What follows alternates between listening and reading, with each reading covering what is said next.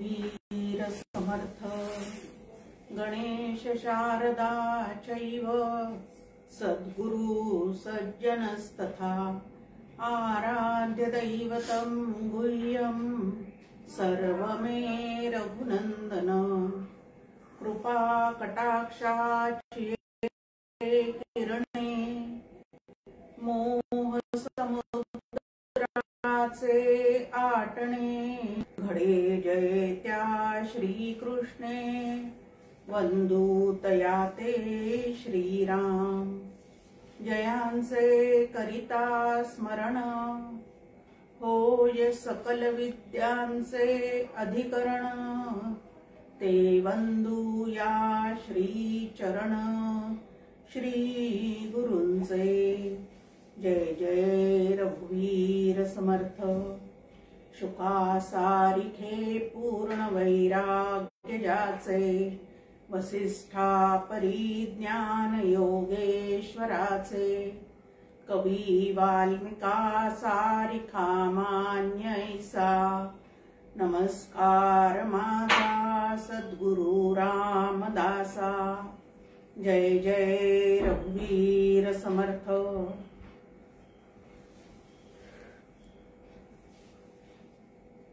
आनंद योगी परमपूज्य डॉक्टर काका श्रद्धेय मंदाताई गंधे आणि समर्थ रामदास स्वामी या त्रयीला मनपूर्वक वंदन करते। दासनवमी प्रीत्यर्थ समर्थांचं वर्णन ऐकण्यासाठी जमलेल्या सर्व श्रोत्यांना अभिवादन करते आणि दासनवमीच्या निमित्ताने एक चिंतन पुष्प श्री समर्थांच्या चरणी अर्पण करण्याचा छोटासा प्रयत्न करते।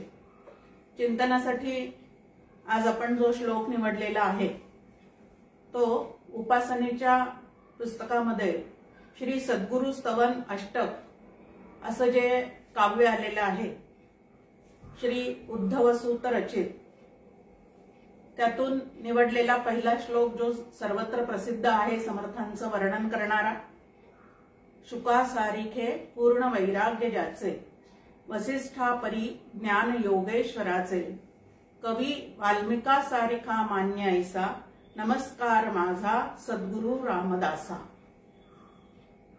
या श्लोकामध्ये आपल्या समोर मांडणी आहे की समर्थ रामदास स्वामी हे 3 in 1 आहेत। 3 श्रेष्ठ असणाऱ्या अशा 3 आचार्यांचं या ठिकाणी त्यांच्या मागे वर्णन सांगून त्याप्रमाणे समर्थ रामदास स्वामी आहेत असं या ठिकाणी म्हटलेलं आहे। पुढचे सुद्धा त्या अष्टकातले जे 7 श्लोक आहेत त्यामध्ये सुद्धा नवविधा भक्तीमध्ये जे जे आचार्य म्हणून मान्यता पावलेले आहेत अशा 9 आचार्यांशी या ठिकाणी समर्थांचे साम्य दाखवलेले आहे। खूप सुंदर असं अष्टक आहे। प्रत्येक भक्तीमध्ये श्रेष्ठ असणारा असा जो भक्त त्याच्याशी समर्थ रामदास स्वामींचं कसं साम्य आहे ते या काव्यामध्ये आपल्या समोर मांडलेलं आहे। त्यामध्ये समर्थांनी श्रवण कोणासारखं केलं तर परीक्षित राजासारखं केलं। आता परीक्षित राजाचं वैशिष्ट्य काय आहे तर आयुष्यात एकदाच भागवत सप्ताह ऐकलेला आहे आणि एकदाच भागवत सप्ताह ऐकून पूर्णपणे ते मुक्त झालेले आहेत। ते श्रवण त्यांनी जसं अत्यंत मनापासून केलेलं आहे त्याप्रमाणे समर्थ रामदास स्वामींनी सुद्धा साधनकाली श्रवण जे आहे ते परीक्षित राजासारखं केलेलं आहे। कीर्तन भक्तीचे आचार्य नारद मुनी सतत कीर्तन करणारे असे जे नारद मुनी आहेत त्याप्रमाणे समर्थांनी सुद्धा आयुष्यभर समाज प्रबोधनासाठी कीर्तन भक्ती केलेली आहे। भगवंताचं स्मरण त्यांनी कसं केलेलं आहे तर प्रल्हाद आणि शंकराचं या ठिकाणी उदाहरण दिलेलं आहे की त्याप्रमाणे त्यांनी नामस्मरण भक्ती केलेली आहे। ही नामस्मरण भक्ती स्वतः केली आणि आपल्याला सुद्धा सांगितलेलं आहे की काहीच न करुणी प्राणी राम नाम म्हणे वाणी तेणे संतुष्ट चक्रपाणी भक्ता लागी सांभाळी। की बाकी कुठलेही साधना न करता त्या भगवंतावर पूर्ण विश्वास ठेवून जर आपण त्याचं नाम घेतलं तर आपण सुद्धा पूर्णपणे मुक्त होऊ शकतो. त्यानंतर पादसेवन भक्ती म्हणजे अखंड सद्गुरूंची सेवा. ती त्यांनी कोणासारखी केलेली आहे तर रमेसारखी केलेली आहे, लक्ष्मीसारखी केलेली आहे. अर्चन भक्ती कशी केलेली आहे तर पृथ्वीराजासारखी केलेली आहे. म्हणजे नुसतंच देवघरातल्या देवासमोर बसून पूजा करत बसलेले नाही, तर तो देव सर्वत्र समाजामध्ये पूर्ण भरून पावलेला आहे हे लक्षात ठेवून त्यांनी संपूर्ण समाजाची देव म्हणून सेवा केलेली आहे. अशी अर्चन भक्ती जी आहे ती समर्थांनी केलेली आहे. भेटो कोणी एक नर, धेड महार चांभार, त्याचे जाणावे अंतर, या नाव भजन. याप्रमाणे त्यांनी पृथ्वीराजासारखी काय केलेली आहे तर अर्चन भक्ती केलेली आहे. अक्रूरासारखं त्यांनी वंदन केलेलं आहे. सर्वाभूती भगवंत आहे हे लक्षात घेऊन अक्रूरासारखं त्यांनी काय केलेलं आहे तर वंदन भक्ती केलेली आहे. आणि दास्य भक्ती कोणाप्रमाणे केलेली आहे तर मारुती रायाप्रमाणे केलेली आहे. आता मारुतीचाच अवतार असं समर्थ रामदास स्वामींना म्हटलं जातं. आणि छान वर्णन यामध्ये आहे की जळी गार जैसा, की एखादा गार किंवा बर्फाचा एखादा तुकडा पाण्यामध्ये टाकला तर ज्या पद्धतीने तो त्यामध्ये वितळत वितळत जाऊन पूर्ण सामावून जातो, त्याप्रमाणे या रामभक्तीमध्ये मारुती रायाप्रमाणे समर्थ रामदास स्वामी पूर्णपणे विलीन झालेले होते. पूर्णपणे त्यांनी मारुती रायासारखी दास्यभक्ती केलेली आहे. मुखाने भगवंताचं नाम केलेलं आहे, घेतलेलं आहे.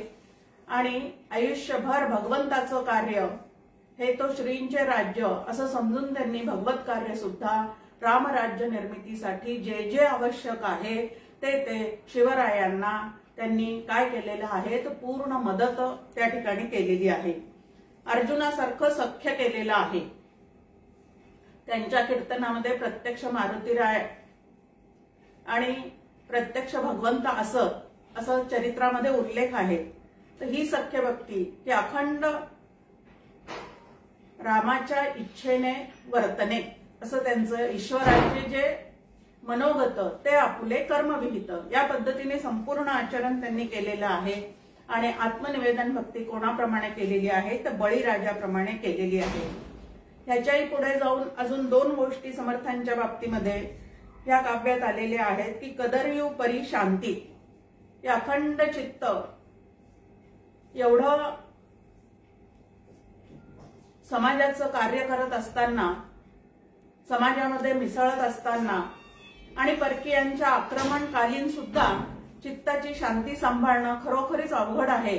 पण कदर्यू परे त्यांची काय होती तर चित्ताची शांती होती. आणि चकोराला ज्याप्रमाणे अनुसंधान असतं त्याप्रमाणे इथं समर्थ रामदास स्वामींना रामचंद्राचं काय होतं तर अखंड अनुसंधान होतं. चकोरा परी आठवी रामचंद्र. आता हे सर्व जे भक्त या ठिकाणी सांगितलेले आहेत ते भागवतातले आहेत. आणि मारुती जो आहे तो रामायणकालीन आहे. पण समर्थ रामदास स्वामी हे कलियुगात होऊन गेलेले संत आहेत. पण तरीही भक्ती मात्र त्यांनी कोणासारखी केलेली आहे तर भागवत धर्मात ज्या आचार्यांनी ती करून दाखवलेली आहे किंवा रामायणकाली मारुती रायाने जशी भक्ती करून दाखवलेली आहे तशी समर्थांनी पूर्णपणे स्वतःची भक्ती केलेली आहे. ही श्रेष्ठ का ती कनिष्ठ असा वाद न घालता सर्व तऱ्हेच्या भक्तीचा आधार घेत घेत जसं त्यांनी दासबोधात सांगितलेलं आहे की भक्तीचे न योगे देव निश्चय पावती मानव, ऐसा आहे अभिप्राव इये ग्रंथी.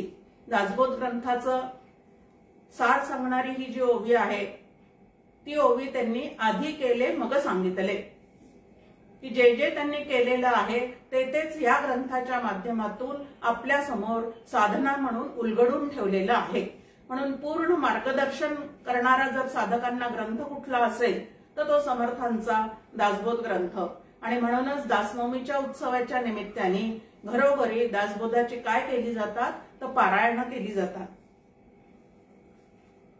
आता ज्यांनी हे समर्थांविषयीचे श्लोक लिहिलेले आहेत ते जे कवी आहेत त्यांना या सर्व भक्तांच्या ठिकाणचे, सर्व श्रेष्ठ असणाऱ्या भक्तांच्या ठिकाणचे सगळे भक्तीतले बारकावे जे आहेत ते पूर्णपणे माहिती आहेत, कारण तेही समर्थांचे शिष्य आहेत आणि समर्थांनी सांगितल्याप्रमाणेच त्यांनी काय केलेलं आहे तर भक्तिपंथाचं आचरण केलेलं आहे। आता हे सगळे बारकावे माहीत असणारे जे असतात ते अत्यंत चतुर असतात। बिरबलाच्या संदर्भातली एक गोष्ट आपल्या समोर आहे की अकबराच्या दरबारामध्ये अनेक बहुरूपी येत असत, आपली कला सादर करत असत आणि ती कला बादशहाला आवडली तर खूप मोठं बक्षीस जे आहे ते घेऊन ते जात असत। तर असाच एक बहुरूपी त्या ठिकाणी दरबारात आलेला आहे आणि त्यांनी सुंदर असं बैलाचं सोंग घेऊन हुबेहूब त्या बैलाची नक्कल त्या ठिकाणी केलेली आहे। आता ते सगळं त्याचं रंगरूप पाहून, त्यानंतर त्याची ती बैलाची केलेली सगळी नक्कल पाहून, त्याचं चालणं, त्याचं डुलणं, शिंग मारल्यासारखं दाखवणं, हे सगळं पाहून बादशाह अतिशय खुश झाले होते आणि ते त्याला बक्षीस देणार तितक्यात जे बघणारे त्या ठिकाणी उभे होते त्यातला एक अगदी चुणचुणीत मुलगा म्हणाला, अजून परीक्षा पूर्ण झालेली नाही, थोडंसं थांबा। मग त्या मुलाने काय केलं तर त्या मुलाने एक खडा घेतला आणि तो त्या बहुरूप्याच्या अंगावर टाकला, म्हणजे मारला। आता बहुरूप्याच्या अंगावर तो खडा मारल्याबरोबर तो बहुरूपी जो आहे तो अत्यंत चतुर असल्यामुळे खडा मारल्या मारल्या प्राणी जसं अंग थोडंसं थरथर प्राण्यांचं अंग थरथर कापतं त्याप्रमाणे त्यांनी त्याचं अंग जे आहे ते कापल्यासारखं केलं आणि ते पाहिल्याबरोबर हा चुणचुणीत मुलगा जो आहे तो एकदम खुश झाला आणि आता हा बरोबर यांनी सगळं सोंग वठवलेला आहे, आता याला बक्षीस द्या असं म्हणाला। त्याची ती चतुराई पाहून तो एवढासा मुलगा असूनही इतक्या चतुर पद्धतीने त्यांनी त्या बैलाची परीक्षा घेतलेली पाहून बिरबल अकबर बादशाह सुद्धा खुश झाला आणि मग बिरबलाला त्यांनी आपल्या दरबारी ठेवून घेतलं। आता ह्या गोष्टीचा उल्लेख कशासाठी तर सर्व बारकावे त्याला माहिती होते, त्या बहुरूप्याची परीक्षा घेण्यासाठीचे सर्व बारकावे, म्हणजे बैल कशा कशा पद्धतीने काय काय करतो हे सगळं त्याला माहिती होतं, म्हणून तो त्याची परीक्षा घेऊ शकला। त्या पद्धतीने इकडं की उद्धवसूत जे आहेत त्यांना या सर्व आचार्यांचे श्रेष्ठ असे जे भक्तिपंथातले बारकावे आहेत ते पूर्णपणे माहिती होते आणि समर्थांचं चरित्र सुद्धा त्यांनी जवळून पाहिलेलंही होतं आणि अभ्यासलेलंही होतं। त्यामुळे त्या सगळ्यांचं वर्णन त्यांना एकाच समर्थांच्या ठिकाणी काय झालेलं आहे तर प्रतीत झालेलं आहे आणि म्हणून असं समर्थ अष्टक जे आहे ते त्यांनी आपल्या समोर ठेवलं। त्यातला प्रसिद्ध श्लोक आपण सगळेजण नेहमी समर्थांची ज्या वेळेला आठवण होते किंवा नित्य आपल्या म्हणण्यातला हा श्लोक आहे की शुकासारिखे पूर्ण वैराग्य ज्याचे, वसिष्ठापरी ज्ञान योगेश्वराचे, कवी वाल्मिका सारिखा मान्य ऐसा, नमस्कार माझा सद्गुरु रामदासा। आता तीन श्रेष्ठ असणारे असे जे ज्ञानी, त्यानंतर कवी आणि वैराग्य संपन्न असणाऱ्या अशा तीन महान व्यक्तींचा उल्लेख या ठिकाणी समर्थांचं वर्णन करताना त्यांनी केलेलं आहे। आता हे वर्णन करत असताना अंतर्निष्ठाच्या खुणा अंतर्निष्ठ जाणती, संत ओळखू येण्यासाठी सुद्धा आपल्याजवळ सुद्धा थोडं संतत्वाचे लक्षणं असले पाहिजे, गुण असले पाहिजे, म्हणजे त्यांची ओळख पटते। अंतर्निष्ठाच्या खुणा अंतर्निष्ठ जाणती असं समर्थांनी सांगून ठेवलेलं आहे। मग हे उद्धवसूत स्वामी सुद्धा अंतर्निष्ठ असले पाहिजेत म्हणून समर्थांचं व्यवस्थित वर्णन त्यांनी आपल्या समोर करून ठेवलेलं आहे। आता श्री शुकदेव जे आहेत ते भागवत सांगण्यामुळे, भागवतामुळे आणि त्यांच्या ठिकाणी असणाऱ्या वैराग्यामुळे अतिशय प्रसिद्ध आहेत। श्री वशिष्ठ महामुनी जे आहेत ते श्रीरामाचे श्रीगुरु आहेत। योग वसिष्ठ हा ग्रंथ त्यांनी अतिशय सुंदर पद्धतीने रामरायाला उपदेश करण्याच्या निमित्ताने आपल्या सर्वांना सांगून ठेवलेला आहे। आणि योगेश्वर म्हणून त्यांना म्हटलं जातं. वाल्मिकी जे आहेत ते वाल्मिकी कसा झाला ही कथा आपल्याला सगळ्यांना माहिती आहे. आणि त्यांनी रामायण लिहून ठेवलेलं आहे. रामायणामुळे ते आपल्याला सगळ्यांना माहिती आहे. एवढं मोठं महाकाव्य की कितीही त्याचं चिंतन केलं, मनन केलं तरी प्रत्येक पिढीत निर्माण होणाऱ्या प्रवचनकारांना, कवी लोकांना, सर्वांना ते आदर्शच आहे. त्यातून नवीन नवीन काहीतरी पैलू जे आहेत ते प्रत्येकाच्या ठिकाणी उलगडत जातात. असे ते प्रसिद्ध आहेत, वंदनीय आहेत. आणि या तिघांची जी तुलना आहे किंवा या तिघांचं जे गुणवर्णन आहे ते समर्थांच्या ठिकाणी कसं आहे ते आता या श्लोकाच्या निमित्ताने आपल्याला पाहायचं आहे. सुरुवात आहे शुका सारिखे वैराग्य. आता शुकदेव जे आहेत ते व्यासांचे पुत्र आहेत. 12 वर्ष वैराग्यामुळे ते पोटातच राहिलेले आहे, मातेच्या गर्भातच राहिलेले आहेत. बाहेर आलेच नाहीत किंवा या जगतात त्यांना यावंसच वाटत नव्हतं. ह्या पद्धतीची त्यांची काय आहे तर कथा प्रसिद्ध आहे. आणि जेव्हा जन्माला आले त्यावेळेला सुद्धा अरण्यामध्ये एकदम निघून गेले.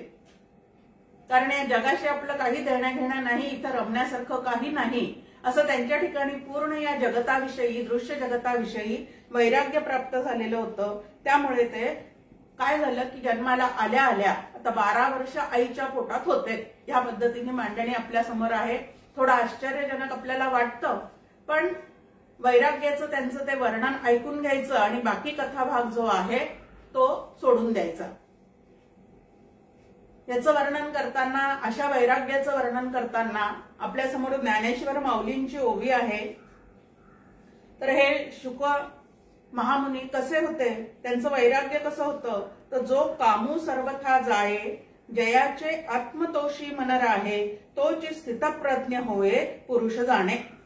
की चित्तातून सर्व तऱ्हेचा काम, हे हवं ते हवं, ते पाहिजे असं व्हावं तसं व्हावं, या पद्धतीचा एकही काम ज्यांच्या चित्तामध्ये शिल्लक नव्हता.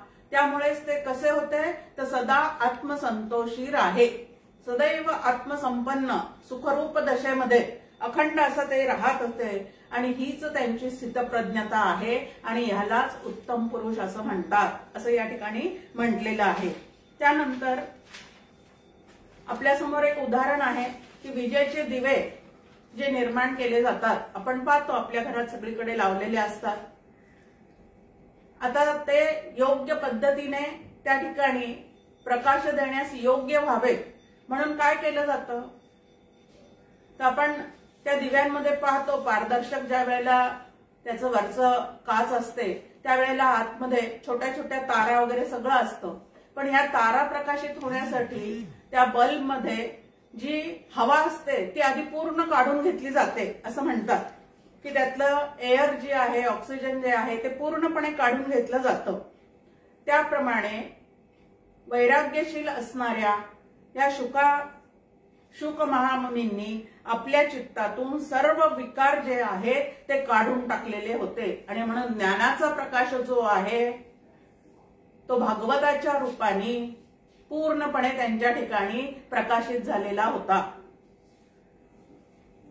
आता त्यांचा तपोभंग करण्यासाठी, त्यांच्या या वैराग्याला तडा जावा म्हणून इंद्राने काय केलेलं होतं तर त्यांचा तपोभंग व्हावा म्हणून रंभेसारखी सुंदर नृत्य करणारी, दिसायला सुंदर आणि नृत्यही सुंदर करणारी, मोहिनी घालणारी अशी जी नृत्यांगना आहे ती त्यांचा तपोभंग करण्यासाठी मुद्दाम पाठवली होती.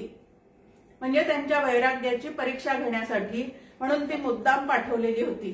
पण ध्यानातून ज्या वेळेला ते व्युत्थान पावले आणि त्यांच्या समोर त्यांना ती नृत्यांगना म्हणजे रंभा दिसली, त्यावेळेला तिने कितीही मन वळवण्याचा प्रयत्न केला तरी सुद्धा त्यांनी तिला हात जोडून सांगितलं की स्त्रियांसोबत मनोरंजन करण्याची अजिबात इच्छा नाही, तो काम माझ्या मनामध्ये अजिबात शिल्लक नाही. आणि म्हणून माते जेथून आलीस तेथे परत जा, तिला सुद्धा काय म्हटलेलं आहे तर माता म्हटलेलं आहे. इतकं वैराग्य त्यांच्या अंगी मांडलेलं होतं. खरं तर कामिनी आणि कांचन ह्या दोन गोष्टीविषयी वैराग्य प्राप्त होणं हे अत्यंत अवघड आहे, कठीण आहे. आयुष्यभर त्या पद्धतीची शमदमाची साधना केली तरी सुद्धा कधीतरी एखादा मोहाचा प्रसंग आयुष्यात येऊन जाऊ शकतो. पण अशा अवघड असणाऱ्या ज्या गोष्टी आहेत त्या त्यांच्या चित्तातून पूर्णपणे निवृत्त झालेल्या होत्या. आणि समर्थ आमचे जे आहे ते या शुकासारखे वैराग्यपूर्ण आहेत. लहानपणीच लग्न करण्याची इच्छा नाही हे आईला सांगून ठेवलेलं होतं, पण तरी सुद्धा आईची इच्छा होती. आईला असं वाटलं की आपण त्याला एकदा सांगून पाहावं की बाबा रे तू लग्न करू नको, पण माझ्या समाधानासाठी भोवल्यावर तर उभं राहा. ते भोवलं अजूनही आसनगावच्या ठिकाणी दाखवलं जातं. हे समर्थांच्या लग्नाच्या वेळचं भोवलं. मग आता आईला समाधान द्यायचं आहे म्हणून भोवल्यावर उभं राहण्याचं कबूल केलं.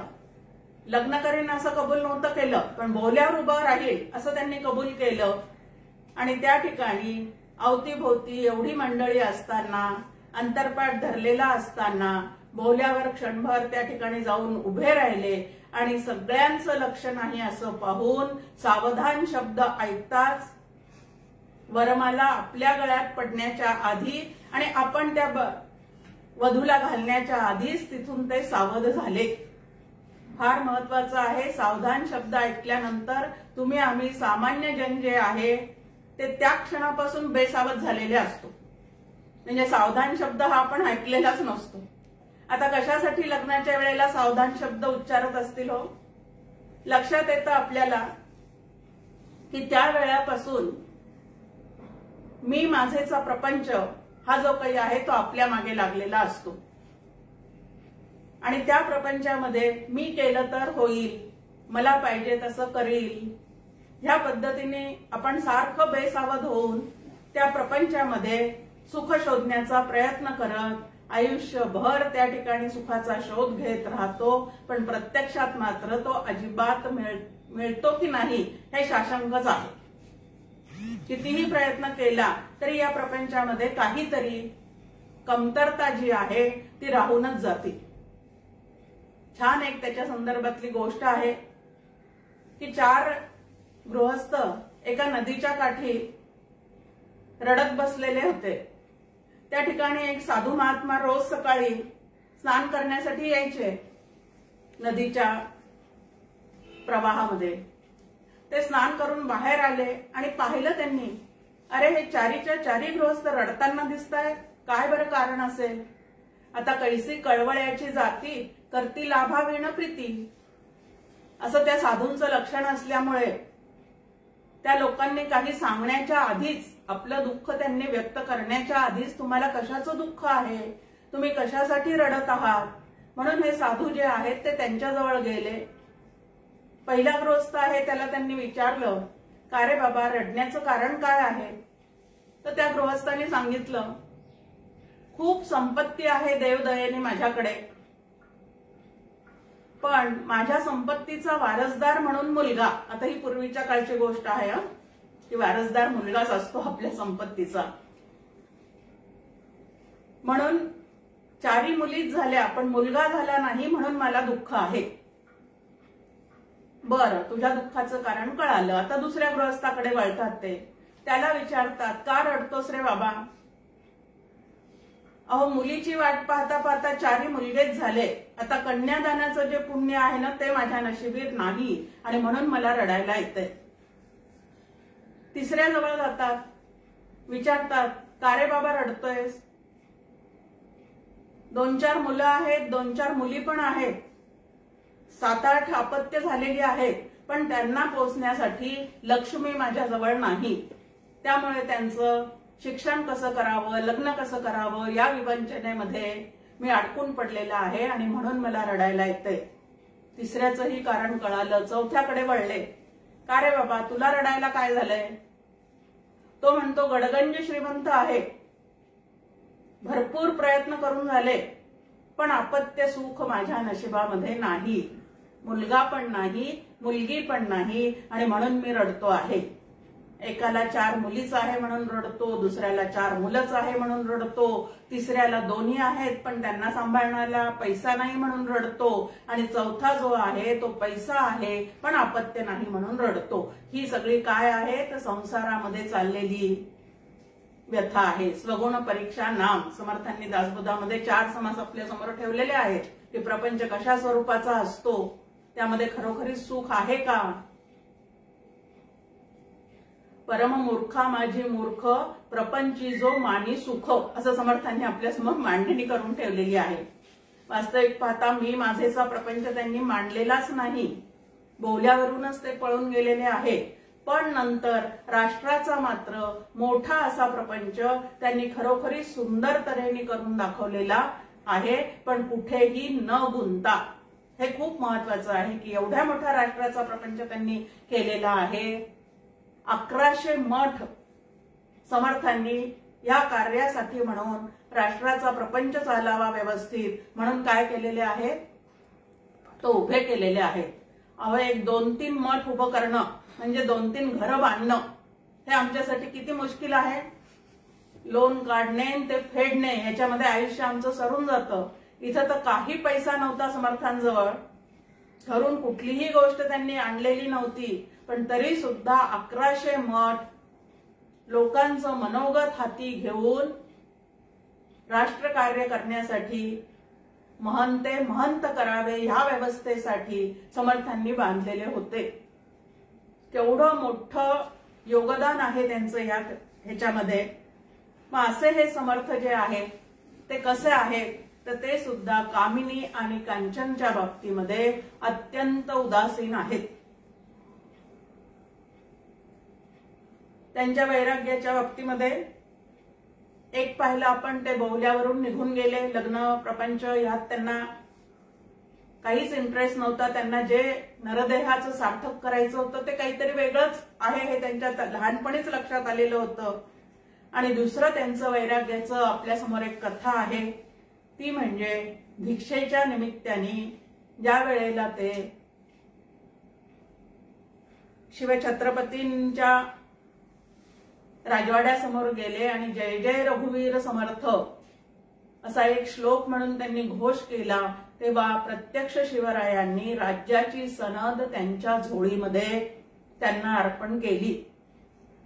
आता राज्याची सनद आपल्या श्रीगुरूंना अर्पण करणारा हा शिष्यही वेगळा, आणि ती सनद आपल्या झोळीत पडल्यानंतर तितक्याच निस्पृहतेने ती परत त्यांना देऊन हे तो श्रींचे राज्य असं आपल्या शिष्याला छान समजूत घालून देणारा श्रीगुरु सुद्धा निराळा. इतकं सुंदर पद्धतीने आपल्या समोर या समर्थांचं चरित्र आहे. मग कसे आहेत ते तर शुकासारिखे पूर्ण वैराग्य ज्याचे, की वास्तविक पाहता या समाजाकडून त्यांना काही नको आहे, पण तरी सुद्धा समाजाच्या कल्याणासाठी, राष्ट्र उभारणीसाठी, रामराज्य या ठिकाणी परत स्थापन व्हावं म्हणून आयुष्यभर निस्पृहपणे कार्य करणारा एक थोर महंत असं समर्थांचं एक वर्णन आपल्या समोर या ठिकाणी येऊन जातं. त्यानंतर वसिष्ठापरी ज्ञान योगेश्वराचे असं दुसरं चरण आपल्या समोर आहे. आता वसिष्ठ महामुनी जे आहेत ते ब्रह्मदेवाचे मानसपुत्र आहेत. आता ब्रह्मदेवाचे मानसपुत्रच, ब्रह्मदेव स्वतः सुद्धा ज्ञानी आहे. जन्मल्या जन्मल्याच उपजताच ज्ञानी असं या वसिष्ठांचं वर्णन आहे. पूर्णपणे ज्ञानघन तत्वाशी एकरूप झालेले असे ज्ञानी, ज्ञानरूप असणारे हे वसिष्ठ महामुनी. पण आता यांच्याकडनं ब्रह्मदेवाला काही कार्य करून घ्यायचं होतं. ते कार्य कुठलं होतं? कारण नसताना या जगतामध्ये मी सुखी आहे, मी दुःखी आहे असं बरळणारे जे अनेक प्रापंचिक आहेत त्यांना ज्ञान देऊन वर काढण्याचं जे कार्य आहे, म्हणजे सद्गुरूचं जे कार्य आहे ते करण्याची जबाबदारी, अज्ञानातून त्यांना बाहेर काढण्याची जबाबदारी वसिष्ठांकडे गुरुपद देऊन करून घ्यायचं होतं. पण महान ज्ञानी असणारे, उपजताच ज्ञानी असणारे, यांना त्या अज्ञानाची काहीच कल्पना नव्हती. आता रोगाची लक्षणच माहिती नसतील तर त्याच्यावर उपाययोजना कसं काय करता येणार? यांना अज्ञानाचे काही लक्षणच माहिती नव्हते. कारण उपजताच ज्ञानी, उपजताच ज्ञानघन असणाऱ्या परमात्म्याशी एकरूप झालेले. मग आता काय, यांच्याकडनं जर जगताचं अज्ञान घालवण्याचं कार्य करून घ्यायचं असेल तर त्यासाठी काय केलं पाहिजे? तर कृत्रिम प्रयत्नांनी त्यांना काही काळापुरतं मुद्दाम अज्ञानी करण्यात आलं. की ते अज्ञान म्हणजे काय, त्याची लक्षणं काय आहेत, ते अज्ञान अंगी बांधल्यानंतर नुकसान काय होतं हे आधी यांना कळलं पाहिजे. आणि जोपर्यंत ते कळत नाही तोपर्यंत त्याच्यातून बाहेर निघण्याचा मार्ग ते इतरांना कसं काय सांगू शकणार आहेत. म्हणून त्यांना काही काळापुरतं त्यांच्या चित्तावर अज्ञानाचं आवरण घातलं गेलं होतं.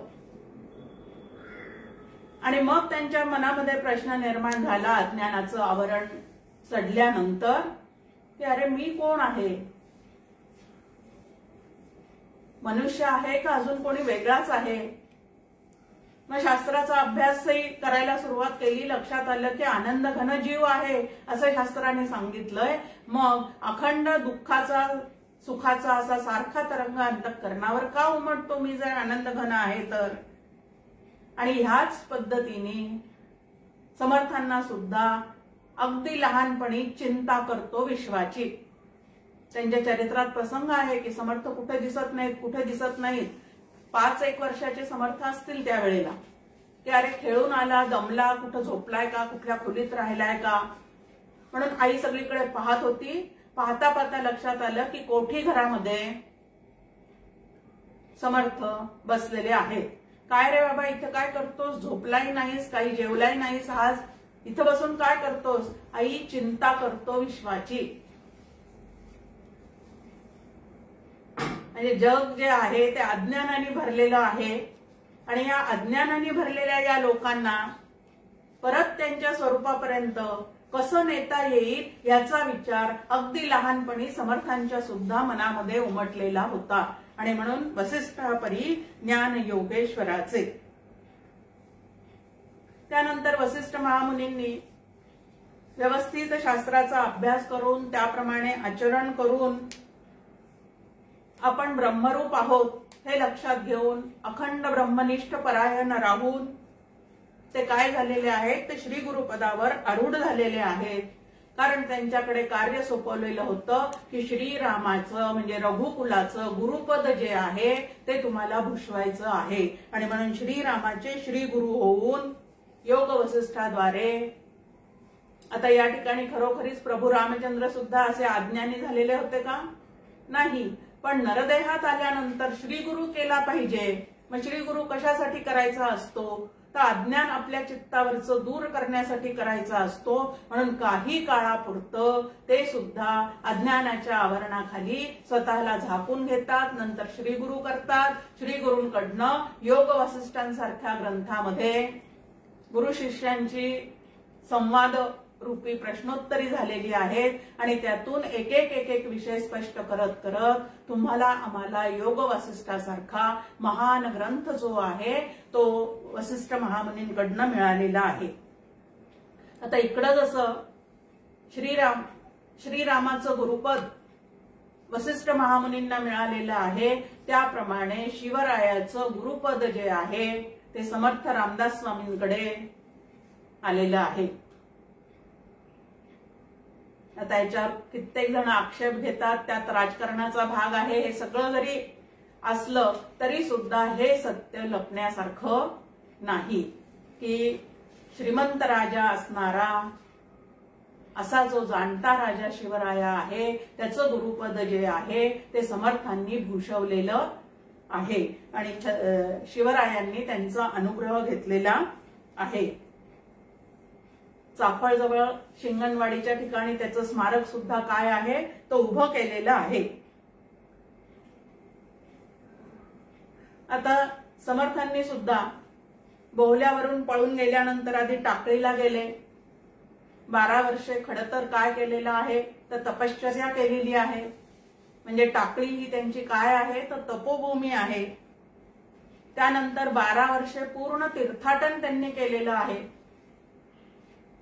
सगळी जनस्थिती काय आहे, समाजस्थिती काय आहे, परकीय आक्रमणामुळे सगळे लोक कसे हवालदिल झालेले आहेत हे प्रत्यक्ष डोळ्यांनी कन्याकुमारी पासून तर हिमालयापर्यंत पूर्ण पायी प्रवास करून समर्थांनी काय केलेलं आहे तर देशस्थिती न्याहाळलेली आहे. 12 वर्षे देशाटन केलेलं आहे, देशस्थिती न्याहाळलेली आहे आणि ती न्याहाळल्यानंतर ह्याच्यावर कसा उपाय करता येईल ह्याची योजना करून चिंतन करून काही लोकांत काही एकांत ऐसा कंठित जावा काळ हे स्वानुभवावरून समर्थांनी आपल्या समोर मांडून ठेवलेलं आहे की तुम्हाला जर काही करायचं असेल ना तर सुरुवात कुठून करायची आहे तर पहिले ते हरिकथा निरूपण की आधी स्वतःला घडवा,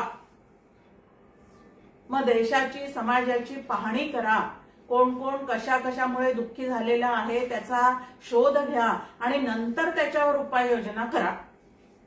पण असं न करता ज्या वेळेला आम्ही समाजसेवक म्हणून कोणीतरी त्या समाजामध्ये जातो की ज्यांनी स्वतःच्या ठिकाणी कुठलंही विवेक वैराग्य अंगी बाणवलेलं नाही, लोकेशना चित्तामध्ये भरपूर आहे, पदांची अपेक्षा आहे, आसक्ती आहे, असे लोक ज्या वेळेला समाजामध्ये जातात त्यावेळेला सत्तेची हाव आहे, त्यावेळेला तिथं काय काय चाललेलं असतं ते आपण पाहतो. पण इथं मात्र समर्थ म्हणतात पहिले ते हरिकथा निरूपण, दुसरं ते राजकारण, तिसरे ते सावधपण सर्व विषयी. ही समर्थांची जीवनाची चतुसूत्री आपल्या समोर मांडलेली आहे. चौथा तो अत्यंत साक्षेप. समर्थांचा सगळ्यात मोठा शत्रू जर कोण असेल तर डॉक्टर काका नेहमी म्हणतात की समर्थांचा सगळ्यात मोठा शत्रू आळस आहे. आळसाला जवळपास सुद्धा त्यांनी आयुष्यभर कधी फिरकू दिलेलं नाही.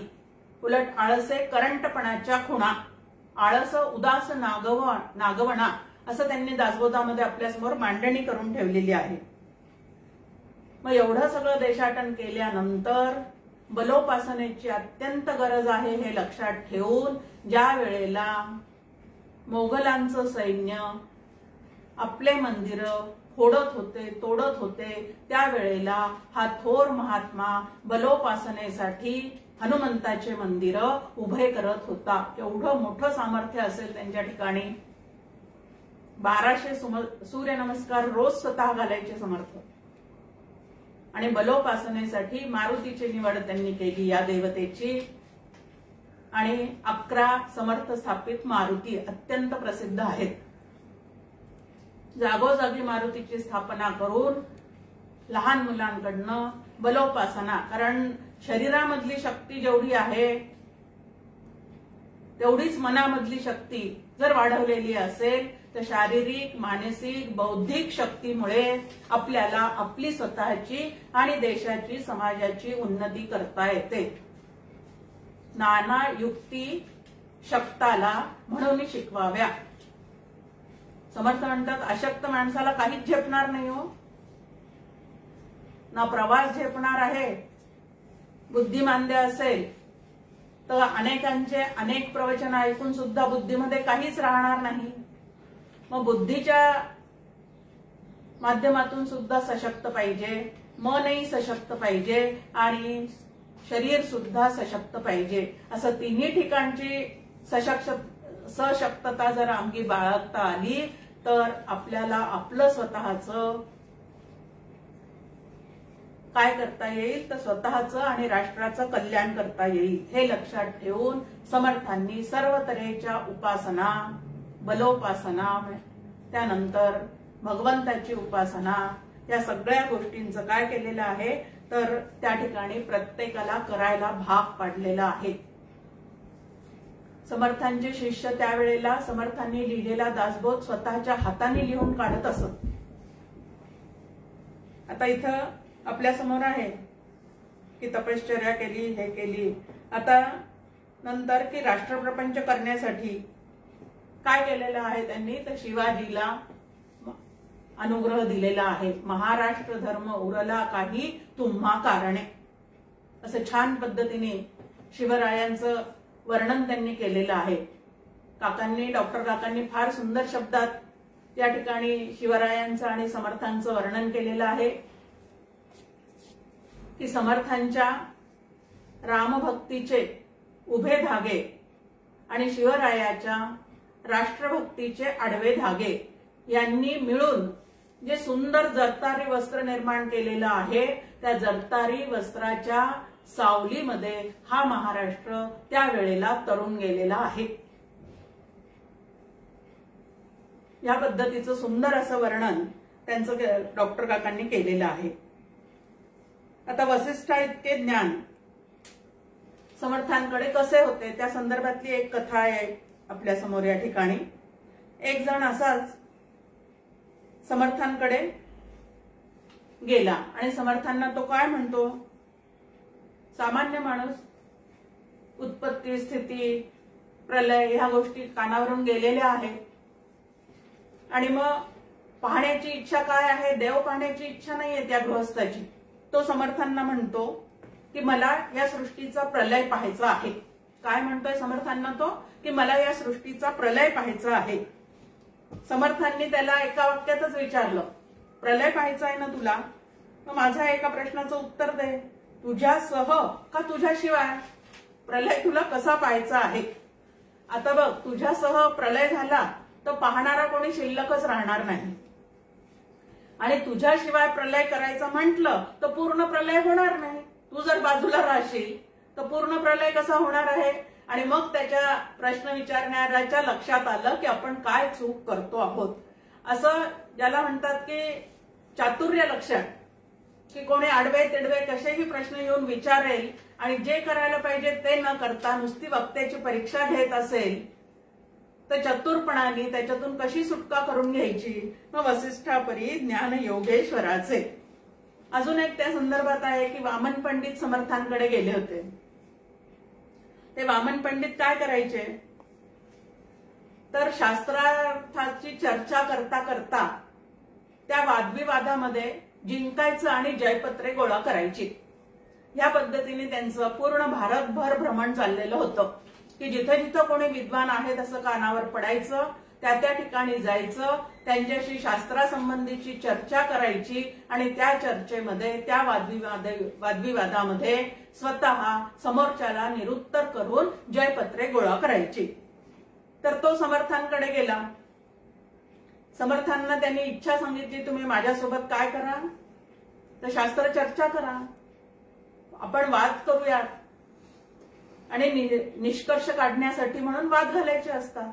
मग आता माझ्यासोबत तुम्ही वादविवाद करा, शास्त्राची चर्चा करा. समर्थ म्हणाले, मी तर काही वाद घालणार नाही बाबा, मी त्या फंदात कधी पडत नाही. मग समर्थांचा एक भक्त होता, शिष्य होता, महादू नावाचा मोळी विक्या होता, अंत्यज होता तो.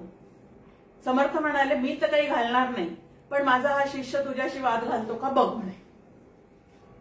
एकदम त्याला हे झालं की अरे, एका अंत्यजासोबत आपल्याला वाद घालायचं समर्थ म्हणतात, त्याला सांगतायत त्यांच्याशी वादविवाद कर म्हणून. तो समर्थांना नमस्कार करतो. अंत्यज जो आहे, समर्थांचा भक्त जो आहे, तो समर्थांना नमस्कार करतो. समर्थांचा भक्त असतो. समर्थ त्याला म्हणतात की महादू, याच्याशी तुला वादविवाद करायचा आहे, शास्त्रार्थ ह्याच्याशी तुला करायचा आहे. तर तो हात जोडून समर्थांना विनंती करतो की कुठलंही काम मला तुम्ही सांगा, अवघडातलं अवघड काही एखादं कार्य असेल तर ते करायला सांगा, ते मी जरूर करेन, पण मी वादविवाद करणार नाही, असं समर्थांना तो सांगतो. मग समर्थ म्हणतात, वादविवाद न करण्याचं कारण काय आहे तुझं. आता ह्याचं वादविवाद करण्याचं कारण काय आहे ते त्या वामन पंडितांना दाखवण्यासाठी समर्थांनी त्या ठिकाणी त्या महादूला सांगितलं की एक तुझ्यासमोर मी रेष मारतो, त्याच्यावर उभा राहा आणि मी सांगितल्यावर 3 पावलं मागे जा. मग समर्थ त्याला 3 पावलं मागे जायला सांगतात आणि त्याला म्हणतात, आठव तुझा मागचा जन्म कुठला आहे तो. आता ह्या जन्मी तो काय आहे, अंत्यज आहे, शूद्र आहे. मग तो 3 पावलं मागे गेल्यानंतर तो म्हणतो, मागच्या जन्मी मी वाणी होतो. मग आता अजून 3 पावलं मागे जा. तो अजून 3 पावलं मागे जातो. आता तुझा कुठला जन्म होता? म्हणे आता माझा जन्म जो आहे तो क्षत्रियांच्या ह्याच्यात मी जन्माला आलो होतो, हे माझ्या लक्षात आलेलं आहे. मग अजून एक रेष मारतात, म्हणतात अजून 3 पावलं मागे जा. मग तो परत 3 पावलं मागे जातो. असे 9 पावलं मागे गेल्यानंतर त्याला त्याचा त्यावेळचा जन्म आठवतो आणि तो म्हणतो की मी एक विद्वान ब्राह्मण होतो. 9 पावलं मागे गेल्यावर तो सांगतोय की मी एक त्या वेळी विद्वान ब्राह्मण होतो, पण मी विद्वान ब्राह्मण आहे याचा माझ्या ठिकाणी एवढा अभिमान होता आणि मी सुद्धा असेच जयपत्र जे आहे ते गोळा करत हिंडत होतो आणि म्हणून त्या ठिकाणी काय झालेलं आहे तर माझं पतन झालेलं आहे. त्या अहंकारामुळे ब्राह्मणापासून तर शूद्रापर्यंत माझं काय झालेलं आहे, पतन झालेलं आहे आणि म्हणून मी वादविवाद करणार नाही. मग त्या ठिकाणी त्या विद्वान ब्राह्मणाला कोणीतरी एकाने वरदान दिलेलं होतं की अरे बाबा, तुझ्या 4थ्या जन्माच्या वेळेला समर्थ रामदास स्वामी म्हणून सद्गुरू तुझ्या आयुष्यामध्ये येतील आणि त्यांची सेवा केल्यानंतर तू पुनरपी श्रेष्ठ मार्गाने पुढे जाशील आणि म्हणून मी तुमची सेवा करतो आहे. आता कृपा करून मला तुम्ही वादविवाद करायला सांगू नका. आणि ज्या वेळेला त्यांनी हे पाहिलं वामन पंडितांनी, त्यावेळेला त्यांचा अहंकार सुद्धा त्या ठिकाणी गळून पडलेला आहे आणि तेही त्या ठिकाणी म्हणतात, तो महादूर समर्थांना म्हणतो की कुठल्याही परिस्थितीत माझी सेवा बंद करू नका आणि मला वादविवाद करायला सांगू नका. ते बघून त्यानंतर वामन पंडित सुद्धा म्हणतात, दास्य दे हरी तुझ्या चरणाचे, कीर्तन श्रवण आचरणाचे, दे अनन्य हृदयी स्मरणाते, हे न देशी तरी दे मरणाते. की वामन पंडिताई म्हणतात की मी तुम्हाला शरण आलेला आहे, आता मला सुद्धा या वादविवाद करण्याच्या उपमेपासून तुम्ही पूर्ण वाचवा. माझ्या या अहंकारापासून मला काय करा तर तुम्ही दूर न्या. त्यानंतर वर्णन आलेलं आहे समर्थांचं, कवी वाल्मिका सारिखा मान्य ऐसा. आता वाल्मिकी कवी कसे आहेत? विद्वान आहेत, दूरदर्शी आहेत, द्रष्टा आहे, ब्रह्मज्ञानी आहेत. राम जन्माला येण्याच्या आधीच त्याचं संपूर्ण चरित्र त्यांनी लिहून ठेवलेलं आहे. आता जे ब्रह्मज्ञानी नाहीत ते निरक्षर असल्यासारखेच असतात, पण हे कसे आहेत तर ब्रह्मज्ञानी आहे. रामायणासारखं महाकाव्य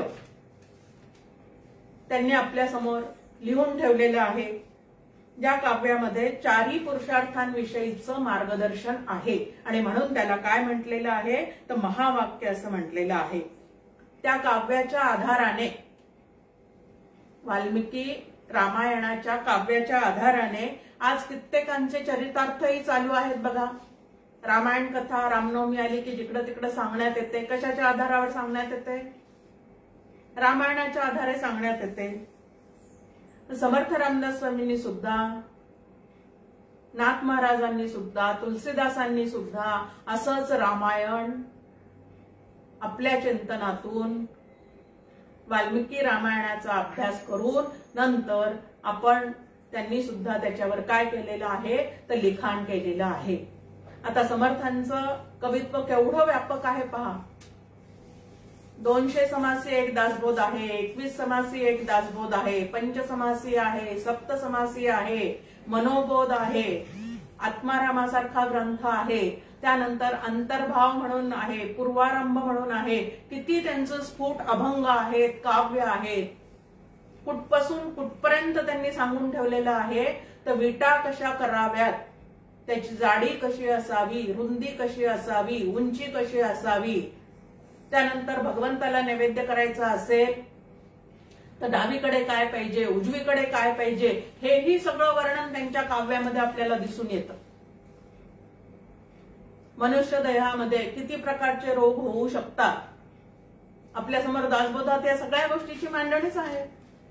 मग समर्थांनी सुद्धा 4ही पुरुषार्थ साध्य करण्यासाठी जे जे काही लागतं ते सगळं त्यांच्या काव्यामध्ये मांडून ठेवलेलं आहे.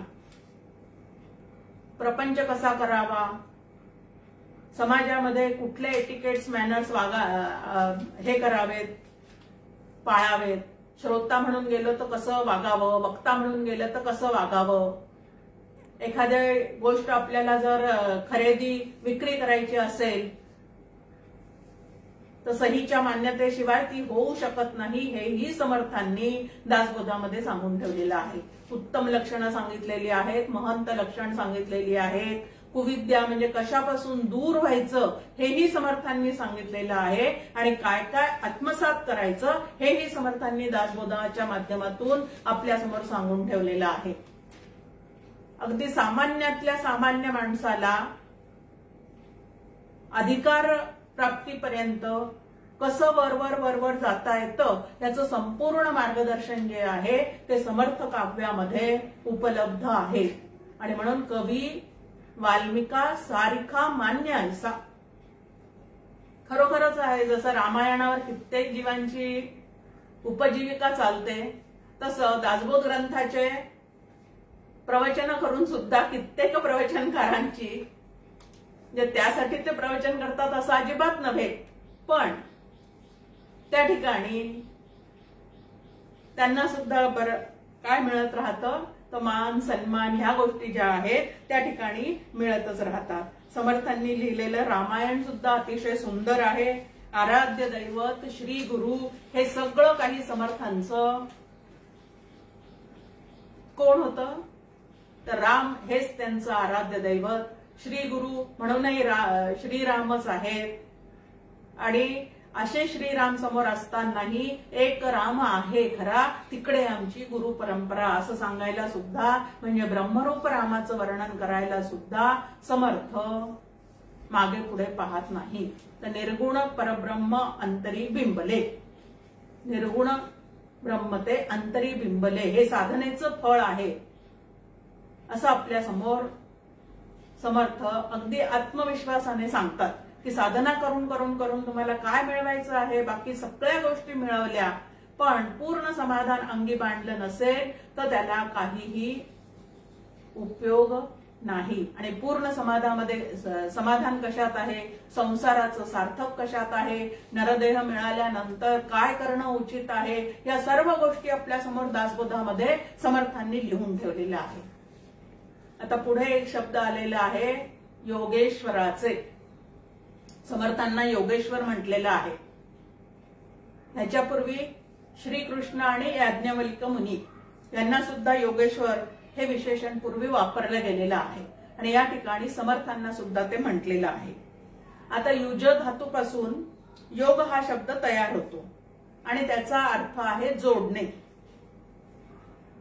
जीवाला शिवाशी जणू काही पुन्हा जोडल्यासारखे करताना रूढ असे 4 मार्ग आपल्या समोर शास्त्राने मांडून ठेवलेले आहेत. एक कर्ममार्ग आहे. त्या कर्ममार्गाचं आचरण करत असताना समर्थ आपल्याला स्पष्ट सांगतात, कर्मा वेगळे न व्हावे तरी कासया कर्म करावे. दुसरं कर्माचा अहंकार आपल्याला चढतो तेव्हा काय होतं तेही सांगतात. मी करता ऐसे म्हणसी तेने तू कष्टी होसी, राम करता म्हणता पाहिजे. हे समर्थ आपल्याला दासबोधाच्या माध्यमातून, मनाच्या श्लोकाच्या माध्यमातून, आत्मारामाच्या माध्यमातून पूर्णपणे समजून देतात. त्यानंतर उपासना मार्ग जो आहे, भक्ती मार्ग जो आहे, तोही समर्थांना पूर्ण अवगत होता. ईश्वराच्या सगुण रूपाचा प्रेमपूर्वक पाठपुरावा करता करता तेच रूप सर्वत्र सदा समत्वाने भरलेलं आहे हे पाहायला शिकणे, याला भक्ती मार्ग आहे असं समर्थ म्हणतात. सगुणाचे नि आधारे निर्गुण पाविजे निर्धारे, सारा सार विचारे संत संगे. या पद्धतीने तो भक्ती मार्ग सुद्धा आपल्या समोर समर्थांनी काय केलेला आहे, तर नवविधा भक्ती अत्यंत सुंदर पद्धतीने आपल्या समोर मांडून ठेवलेली आहे. त्यानंतर तिसरा जो आहे तो अष्टांग योग आहे की जगताविषयीची आसक्ती बाजूला सारून चित्तवृत्ती निरोधा, या पद्धतीने उलटी चढण चढता चढता जीव आणि आत्मा यांच्या ऐक्याचा समाधीमध्ये अनुभव घेणे याला अष्टांग योग असं म्हणतात. आणि सोलिव सुखाच्या माध्यमातून कल्याण स्वामींनी जे लिहून ठेवलेलं आहे त्यामध्ये समर्थांनी त्यांना ह्याच मार्गाने जीवशिव ऐक्याचा अनुभव दिलेला आहे असं त्या ठिकाणी लक्षात येतं. सोलिव सुख जर आपण वाचलं तर त्याच्यामध्ये हाच मार्ग त्या ठिकाणी समर्थांनी प्रशस्त करून ठेवलेला आहे आणि त्या मार्गानेच त्यांनी कल्याण स्वामींना काय केलेलं आहे तर अनुभव दिलेला आहे. म्हणजे अष्टांग योग सुद्धा त्यांना पूर्णपणे माहिती होता. आणि त्यानंतर ज्ञानयोग. भेदमय जग आणि जीव या दोघांचं बुद्धीमध्ये असलेले जे विपरीत निश्चय आहेत, विपरीत जाणीवा आहेत, त्या सगळ्या जाणीवा बाजूला करायचा. दृश्याचा केर आटवा असं समर्थ आपल्याला म्हणतात. जेव्हा दृश्य केर आटे, या दृश्याचा केर सगळा चित्तातून आपल्या गेला पाहिजे. पण केव्हा जाईल तो? तर जगताला विवर्त मानून जीवच ब्रह्म आहे असा शास्त्राचा सिद्धांत जो आहे, सोहम आत्मा ज्ञान घन अजन्मा तो तूच जाण, अशी समर्थांची आपल्या समोर ओवी आहे. आणि त्यानंतर हा ज्ञानयोग साधण्यासाठी पंचीकरणाचा अभ्यास आणि महावाक्याचं विवरण हे दोन्हीही साधकांनी केलंच पाहिजे असं समर्थ आपल्याला दासबोधाच्या माध्यमातून पटवून सांगतात.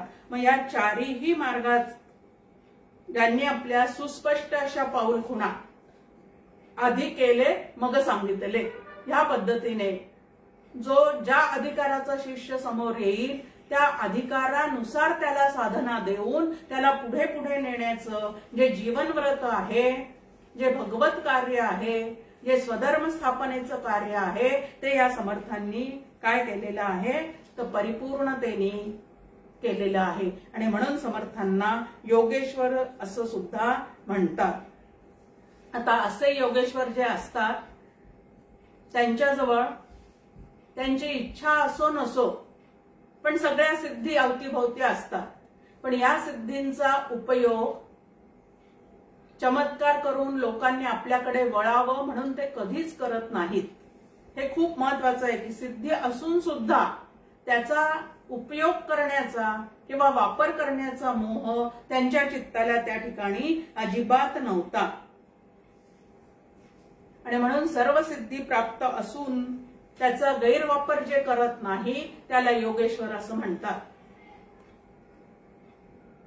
आणि अशा पद्धतीने समर्थ काय होते तर शुकासारिखे पूर्ण वैराग्य ज्याचे, वसिष्ठापरी ज्ञान योगेश्वराचे, कवी वाल्मिका सारिखा मान्य ऐसा, नमस्कार माझा सद्गुरु रामदासा. अशा समर्थांचा दासनवमीचा उत्सव चाललेला आहे. आणि हे समर्थ आपल्याला सांगतायत, माझी काया आणि वाणी गेली म्हणाल अंतःकरणी, परिमी आहे जगत जीवनी निरंतर. की आत्मरूप मी जो आहे तो या जगतामध्ये निरंतर व्यापून आहे. आणि या आत्मरूप मीशी ऐक्य पावण्यासाठी आत्मा रामदास बोध माझे स्वरूप स्वतः सिद्ध असता न करावा खेद भक्तजनी.